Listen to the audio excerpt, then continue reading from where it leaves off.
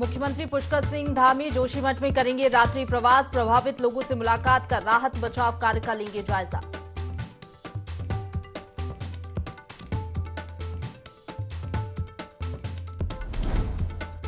जोशीमठ भू धसाव को लेकर बीजेपी अध्यक्ष जेपी नड्डा ने सीएम से की बात। हर संभव मदद का दिया आश्वासन। बीजेपी कार्यकर्ताओं को प्रभावित लोगों की मदद करने के दिए निर्देश।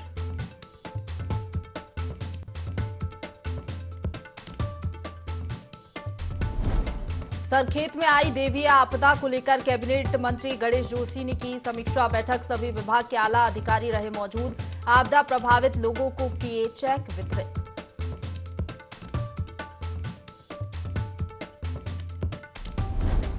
उत्तराखंड साइबर पुलिस और एसटीएफ की संयुक्त टीम ने अंतर्राष्ट्रीय साइबर फ्रॉड का किया पर्दाफाश। सरगना को गुड़गांव से किया गिरफ्तार।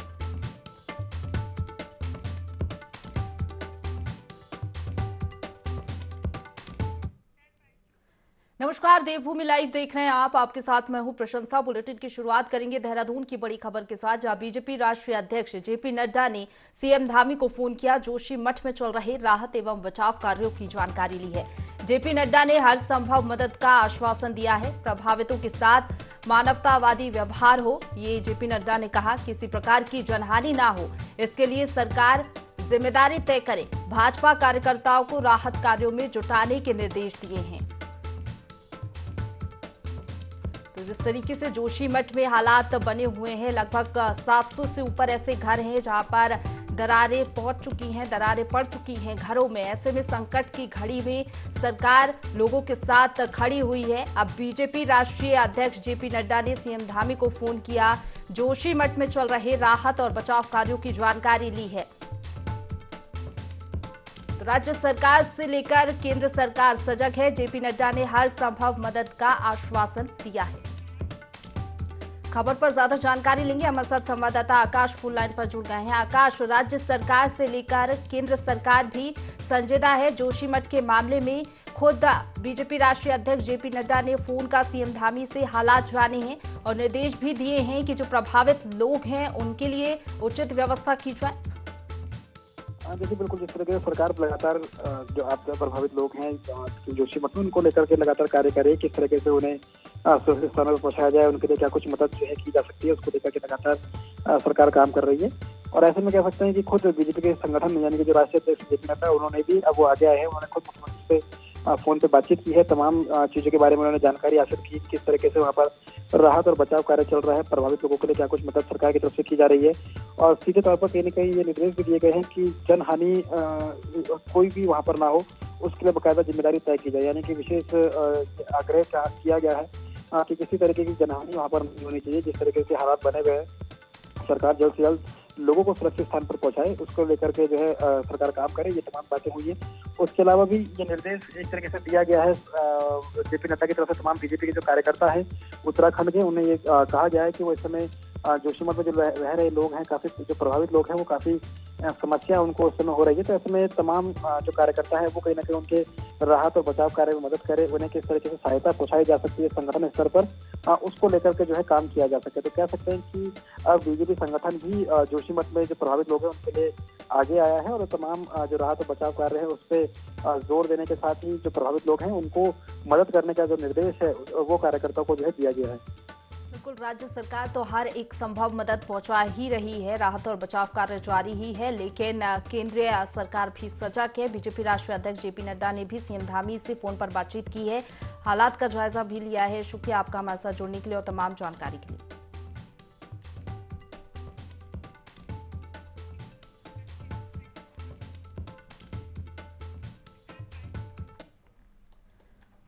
तो चलिए खबरों में आगे बढ़ेंगे, जहां मुख्यमंत्री सचिव आर मीनाक्षी सुंदरम ने आपदाग्रस्त जोशीमठ का जायजा लिया और प्रेस वार्ता कर जोशीमठ में हालात की जानकारी ली और बताया कि 2 होटल जो भू धसाव के कारण लटक गए हैं और उन्हें डिसमेंटल करने का आदेश दे दिया है, जो आसपास के भवनों के लिए खतरा बने हुए थे। इसके अलावा फिलहाल किसी का मकान नहीं तोड़ा जा रहा है। प्रभावित परिवारों को 1.5 लाख की धनराशि अंतरिम सहायता के रूप में दी जा रही है। प्रभावित लोगों को सुरक्षित स्थानों पर भेजा जा रहा है। जोशीमठ नगर क्षेत्र में भू धसाव के कारण आपको बता दें कि 723 भवनों को चिन्हित किया गया है। सरकार लोगों को लगातार बेहतर से बेहतर सुविधा देने में लगी हुई है।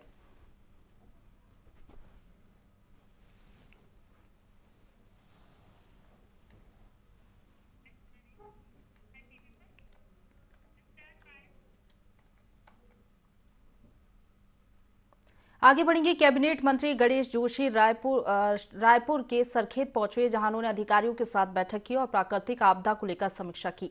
बैठक में पीडब्ल्यूडी, कृषि विभाग सहित अन्य विभाग के अधिकारी मौजूद रहे। मंत्री गणेश जोशी ने कहा कि विभाग कार्य पूरा कर रहा है। इस दौरान उन्होंने आपदा पीड़ितों को चेक भी वितरित किए।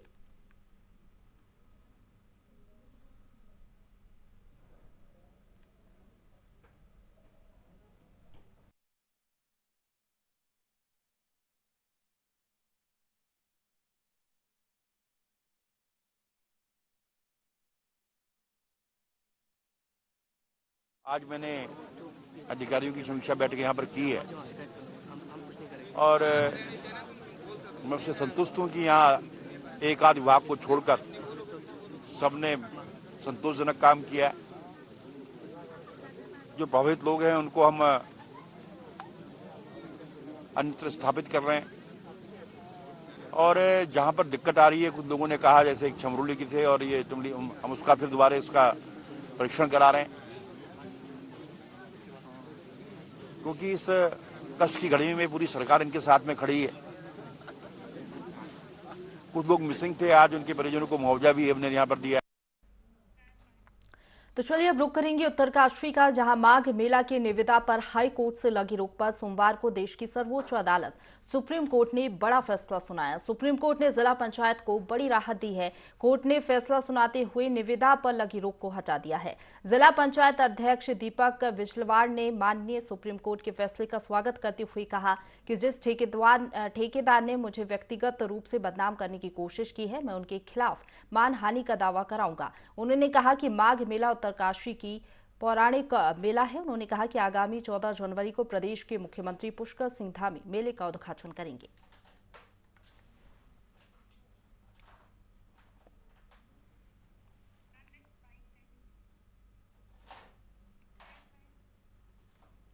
तो आगे बढ़ेंगे। लोहाघाट से खबर है, जहां जनवरी से पूरे देश में 33वें राष्ट्रीय सड़क सुरक्षा सप्ताह अभियान की शुरुआत हो गई है। इसी सिलसिले में लोहाघाट में पुलिस अधीक्षक देवेंद्र पिंचा के निर्देश पर बाइक रैली निकाली गई। लोहाघाट एसओ मनीष खत्री ने बताया कि रैली के जरिए लोगों को नियमों का पालन करने, नशे में वाहन न चलाने, ओवर स्पीड वाहन न चलाने और हेलमेट पहनकर बाइक चलाने को लेकर जागरूक किया गया। आज से स्वच्छता पखवाड़ा की थीम के ऊपर पे जो हमारा एक सड़क सुरक्षा सप्ताह है वो शुरू हुआ है, जिसमें आज बाइक रैली के साथ इसकी हमने शुरुआत की है।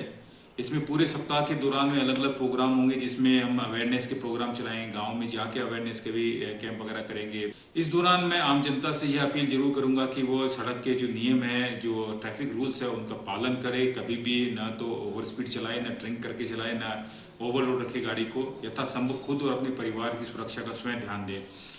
तो मैं आम जनता से यही निवेदन करूंगा कि वो सड़क सुरक्षा सप्ताह को सफल करें, साथ में ट्रैफिक में एक्सीडेंट्स वगैरह को रोकने के लिए पुलिस की मदद के लिए आगे आए।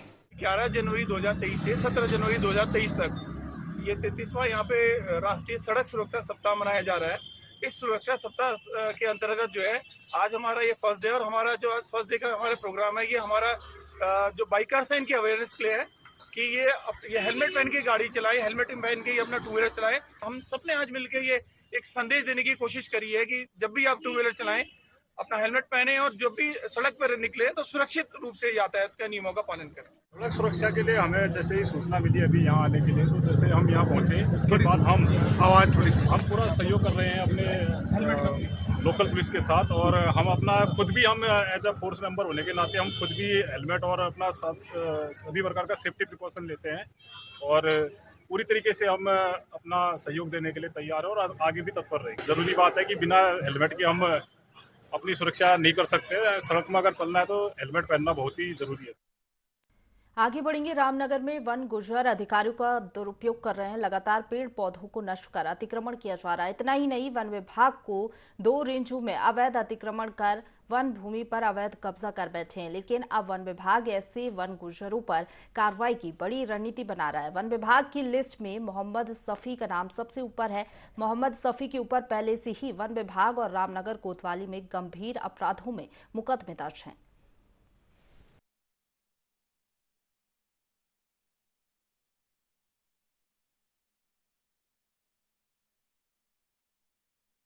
मोहम्मद सफ़ी जो गुजर है इसकी काफ़ी शिकायत कई दिनों से मिल रही है। मैंने भी उसका एरिया में विजिट भी किया, उस क्षेत्र में मैं गया भी हूँ और ये पता चला है कि 2015 से उसकी चराई भी जमा नहीं हो रही है उसको, क्योंकि उसके विरुद्ध वन अपराध के मुकदमे दर्ज हैं।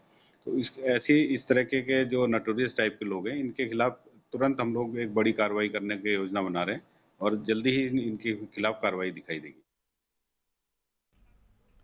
अगली खबर का रुख करेंगे, जहां काशीपुर में पुलिस नशे के खिलाफ लगातार अभियान चला रही है। अभियान के तहत चौकी प्रभारी कुंडेश्वरी एसआई सुरेंद्र सिंह ने आरोपी को गिरफ्तार किया, जिसके कब्जे से प्रतिबंधित नारकोटिक्स की 620 गोलियां बरामद की गई हैं। पुलिस ने एनडीपीएस एक्ट के तहत मामला दर्ज कर लिया है। वहीं आरोपी की आपराधिक कुंडली खंगाली जा रही है।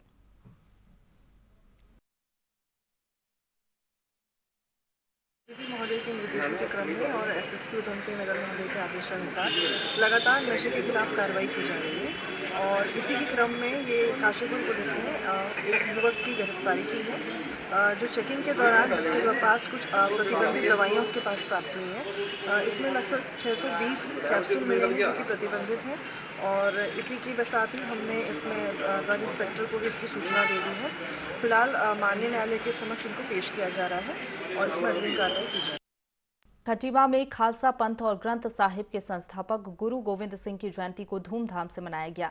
शोभा यात्रा की शुरुआत खटीमा शहर स्थित गुरुद्वारे से हुई। इस दौरान पूरे नगर में भव्य झांकियों के साथ विशाल जुलूस की शक्ल में शोभा यात्रा निकालकर गुरु गोविंद साहब के संघर्षों, बलिदान और योगदान को याद किया गया। इस भव्य कार्यक्रम में सिख संगत के साथ ही विभिन्न समाज के सैकड़ों लोगों और स्कूली बच्चों ने भी प्रतिभाग किया।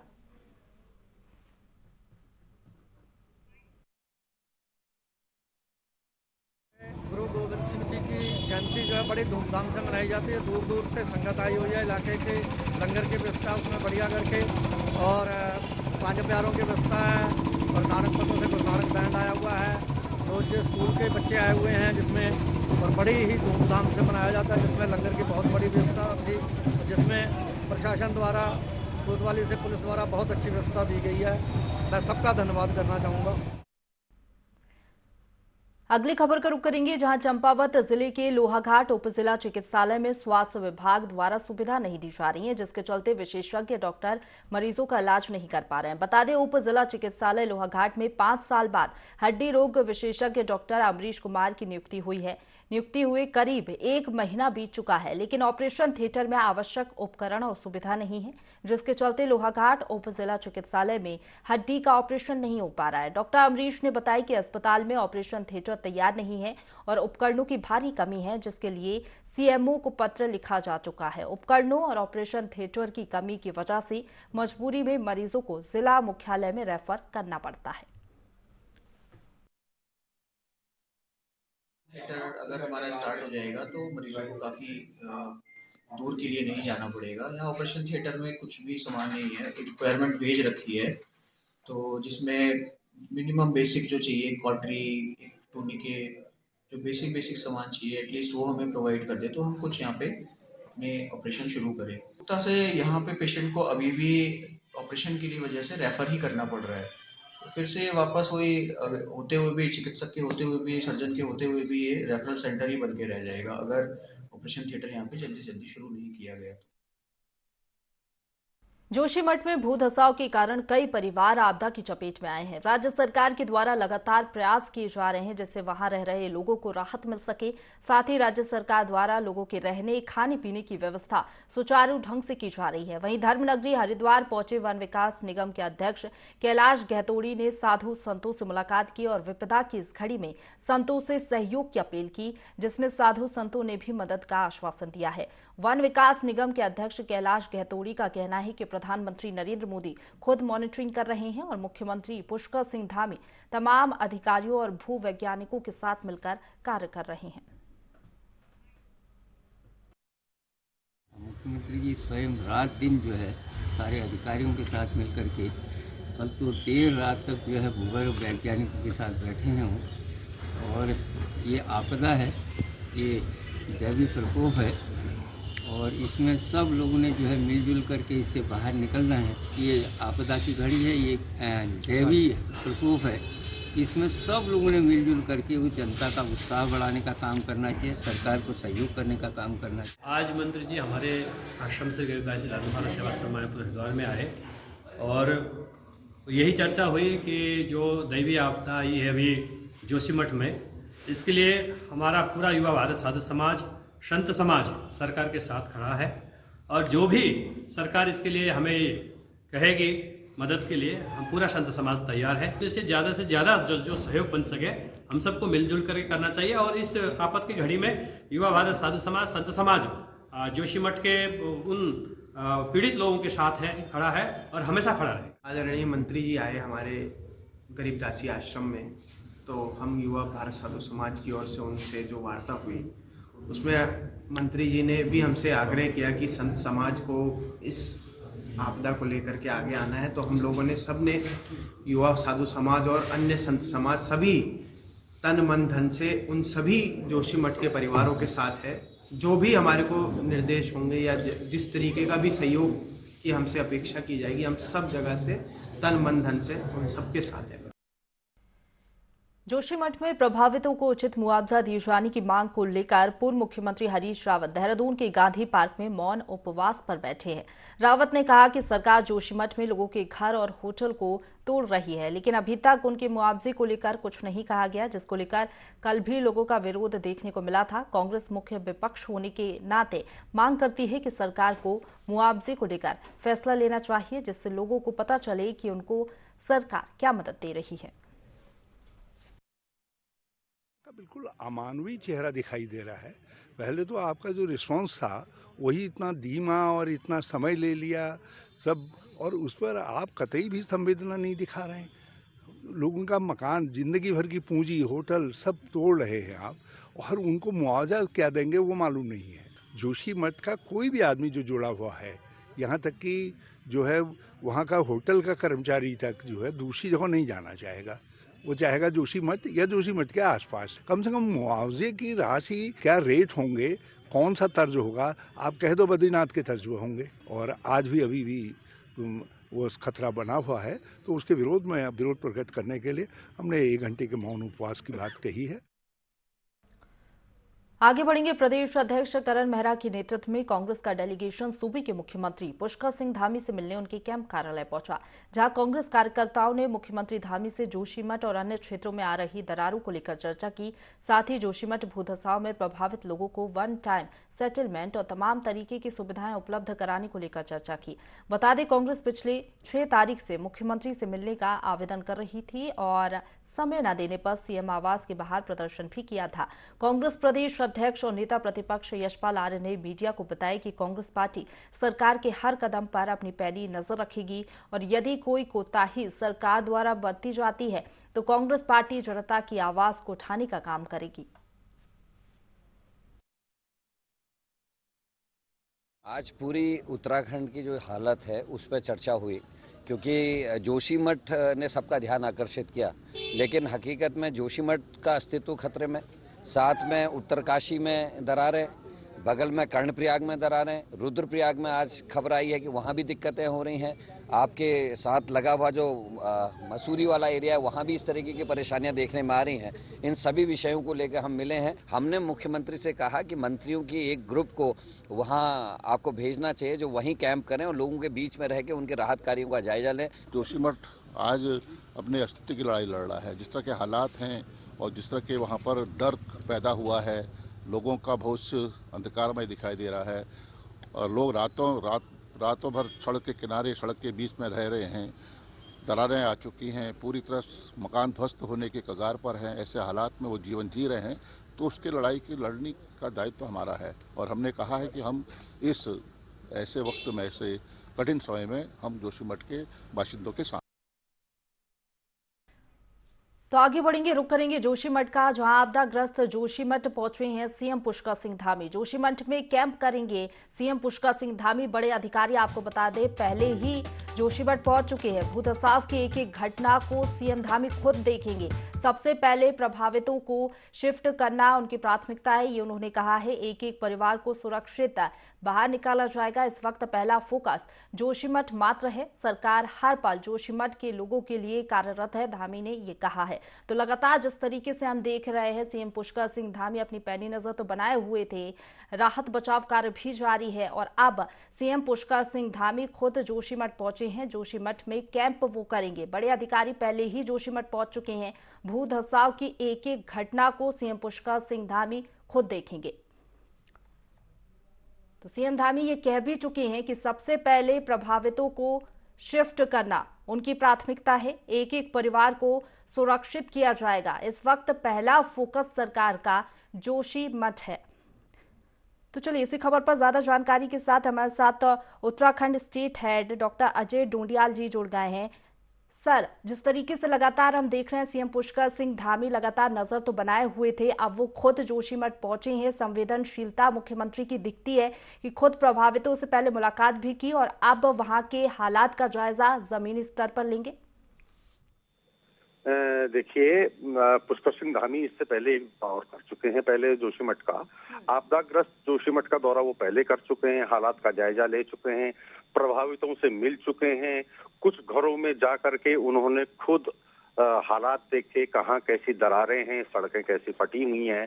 इस बार महत्वपूर्ण बात यह है कि सीएम पुष्कर सिंह धामी इस खराब मौसम में, इस ठंड में कैंप करने के लिए जोशीमठ पहुंचे हैं। कैंप करने का मतलब है कि उससे पहले, कैंप करने से जो सीएम के दौरे से पहले तमाम बड़े अधिकारी इस वक्त जोशीमठ में मौजूद हैं। जैसा कि IND-24 लगातार दिखाता रहा है और इससे पहले भी उसने दिखाया है कि